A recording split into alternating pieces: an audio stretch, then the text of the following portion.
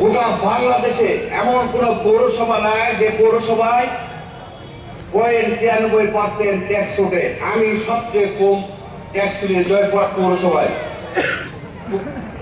আমার জয়পুরহাট পৌরসভায় ওয়ার্ল্ড ব্যাংকের কান্ট্রি ডিরেক্টর মহিলা মানুষ এসেছিল, এই প্রজেক্টের পিডি এসেছিল।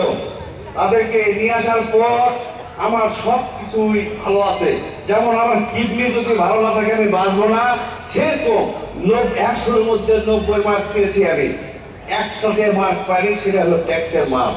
যে মার্কটার কারণে আপনাদের কাছে আমি খুব বড় জোরে অনুরোধ করছি, এই পৌরসভার আমার যে সম্মানী ভাতা পাই, আমার যারা এই পৌরসভার দরিদ্র ছেলে মেয়ে, মেধাবী ছেলে মেয়ে, আমি 20,000 টাকা এখান থেকে সম্মানী ভাতা পাই। সেই টাকাটা 20টা ছেলে মেয়েকে আমি দিই, যারা এতিম মানুষ, যারা রাজশাহী বিশ্ববিদ্যালয়ে পড়ে, ঢাকা বিশ্ববিদ্যালয়ে পড়ে, মেডিকেলে পড়ে। আমি যে মানুষটা মেডিকেলে পড়ে তার ল্যাপটপ দরকার, আমার সম্মানী ভাতা আমার ব্যক্তিগত টাকা দিয়ে ওই দেওয়ার চেষ্টা করি। আমি পিএ ঢাকাতে গেলে পিএ বিল আমি যেটা পাই সেই টাকাটা সম্পূর্ণ ঔষধ খাতে আমি দিই। আমি ওই টাকাটা পৌরসভার 1 টাকা আমি আমার পেটের মধ্যে ইনশাল্লাহ এখন পর্যন্ত ঢুকাইনি।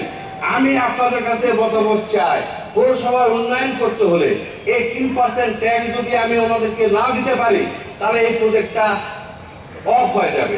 আপনারা যদি বলেন এই প্রজেক্টের আন্ডারে আমরা কাম করব না, আমরা ট্যাক্স দেবো না, ইনশাল্লাহ আজকের দিনের পর থেকে এই প্রজেক্ট অফ করে দিয়ে আমি ট্যাক্স বেশি দিব না।